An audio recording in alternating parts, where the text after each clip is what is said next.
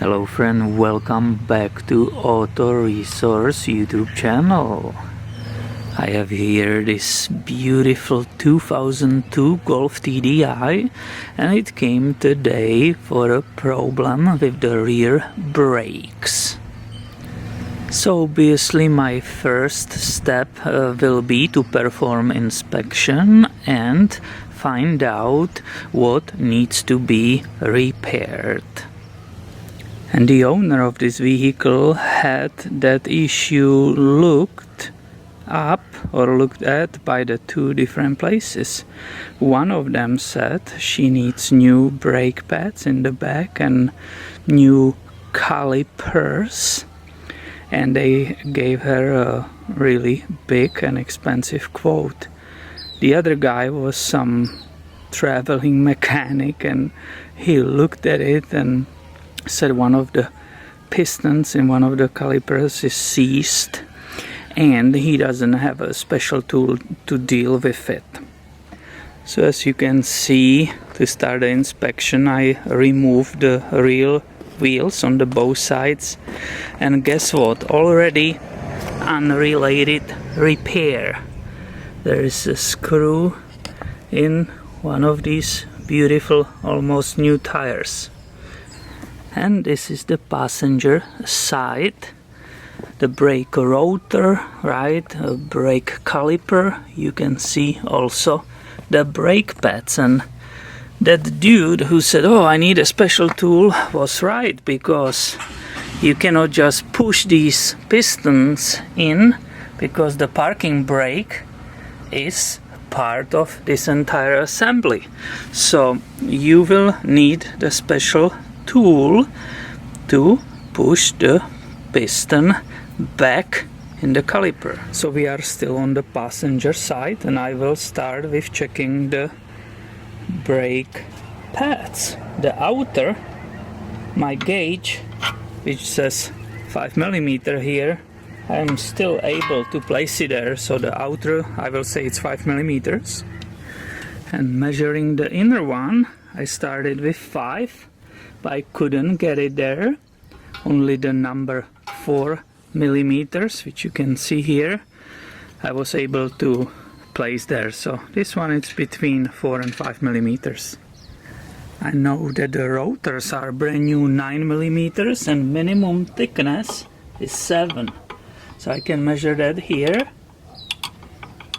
So let's use this ratchet.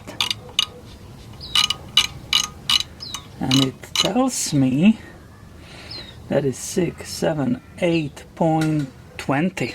So that rotor is definitely within the spec, and there's no reason to replace it so far what I see. And now we are on the driver's side, and that seems to be the problematic side, because if you see right here, I'm taking the thinnest gauge, which is 2 mm, and even that one I have no chance to insert there.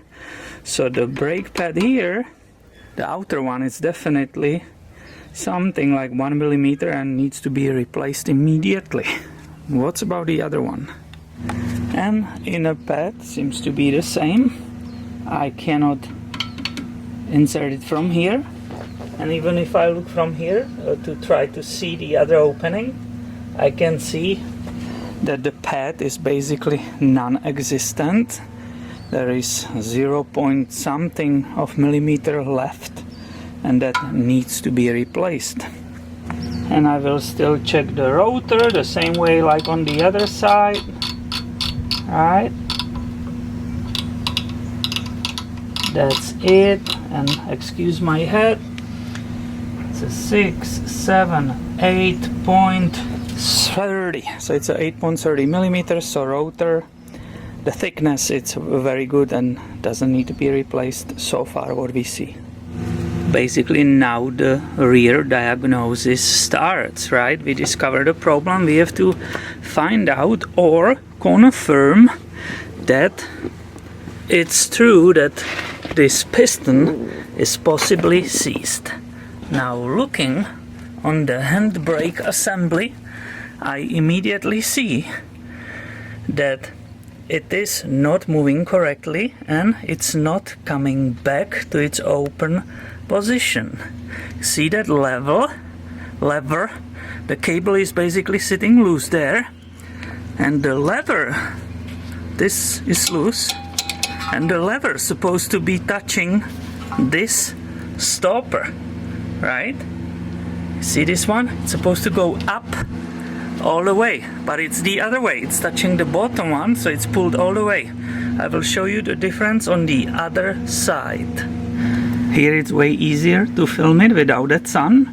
So you can see this is the parking brake, right?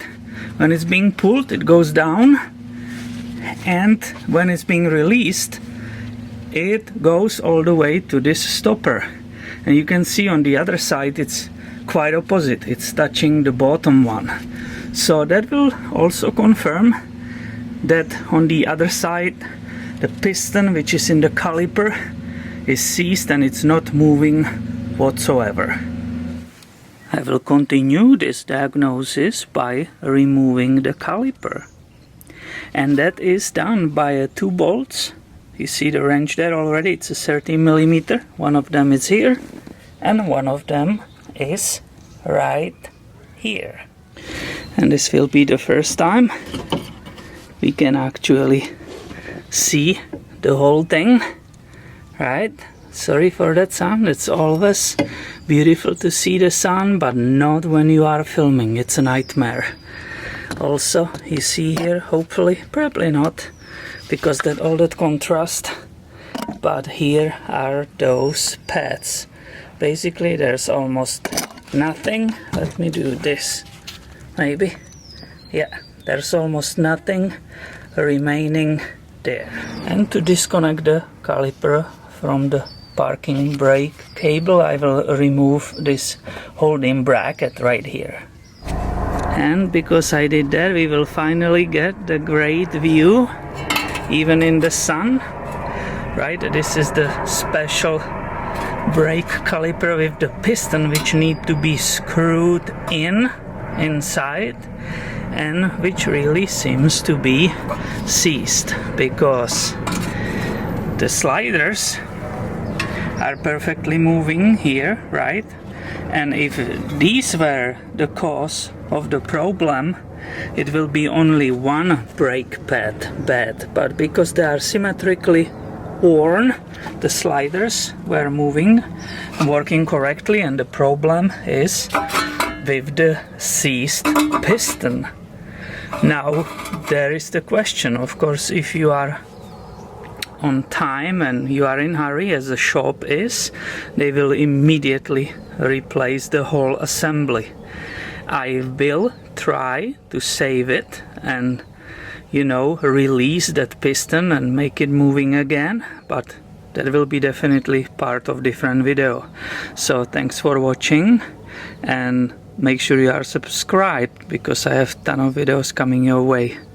See ya.